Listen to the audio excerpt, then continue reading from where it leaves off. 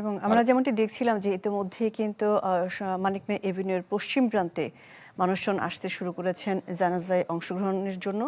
যদিও তার জানাজা অনুষ্ঠিত হবে বাদ জোহর, তারপরও কিন্তু মানুষজন এসে ইতিমধ্যে জড়ো হচ্ছেন এবং মাঠের ভেতরে জায়গা নেওয়ার চেষ্টা করছেন এবং তারা ভেতরে ঢুকতে অনুমতি দেওয়া হয়েছে ইতিমধ্যেই, তারা ঢুকছেন এবং সেই জায়গাগুলো নিচ্ছেন। এবং আমরা মনে হচ্ছে যেমনটা অবস্থা এখন, যে কিছুক্ষণের মধ্যেই কিন্তু পরিপূর্ণ হয়ে যাবে এই জানাজা স্থল। এবং জানাজা স্থলটা একটু বলি যে দক্ষিণ প্লাজায় হওয়ার কথা ছিল, পশ্চিম পাশে নিয়ে যাওয়া হয়েছে যাতে করে মাঠটা আরো বড় হয় এবং আরো বেশি মানুষের উপস্থিতি নিশ্চিত করা যায়। সেই জন্যই এই আয়োজন করা হয়েছে। পশ্চিম পাশ মিন্স ধানমন্ডির অংশে, লালমাটিয়ার অংশে, সেই জায়গার দিকে কিন্তু আসলে মাঠটা, সেইখানে মরদেহটি রাখা হবে বলে ধারণা করা হচ্ছে। এবং যাতে করে প্রচুর মানুষ হয় এবং বাইরের রাস্তা মানিক মিয়া এভিনিউ পুরোটাই বন্ধ করে দেওয়া হবে, সাধারণ মানুষের উন্মুক্ত করে দেওয়া হবে সাধারণ মানুষের জন্য।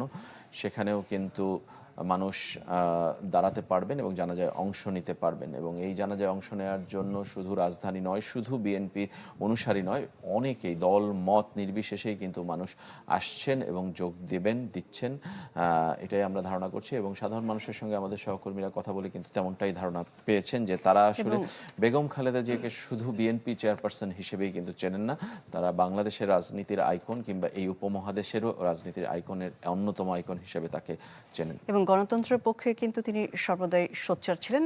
তিনি মনে হয় বাংলাদেশের একমাত্র প্রধানমন্ত্রী বা রাষ্ট্রপ্রধান যার জানাজায় এত সংখ্যক মানুষজন আসছে, দেশ থেকে, দেশের বাইরে থেকে, দেশের বিভিন্ন প্রান্ত থেকে।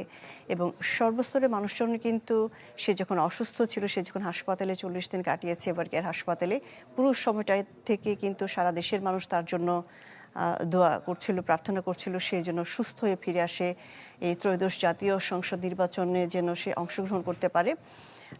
কিন্তু আসলে তেমনটি হয়নি। প্রায় 40 দিনের চিকিৎসা শেষে সে এই পৃথিবী থেকে চলে গেছেন। পশ্চিম প্রান্তে যদি দেখি, মানুষজন ইতিমধ্যেই কিন্তু দাঁড়াতে শুরু করেছেন এবং আইনশৃঙ্খলা বাহিনী কিন্তু সর্বাত্মক চেষ্টা করছেন কোনো ধরনের বিশৃঙ্খল পরিবেশের জন্য সৃষ্টি না হয়। এবং বিএনপির পক্ষ থেকে বলা হয়েছে যে আবেগ আপ্লুত হয়ে কোনো ধরনের অপ্রীতিকর পরিস্থিতি যেন সৃষ্টি না করা হয়। এবং প্রধান উপদেষ্টার কার্যালয় থেকে বলা হয়েছে সব ধরনের নিরাপত্তা দেওয়া হবে, তার পুরো সমাহিত করার যে পদ্ধতি, যে প্রক্রিয়া রয়েছে সেই সময়টুকুতে।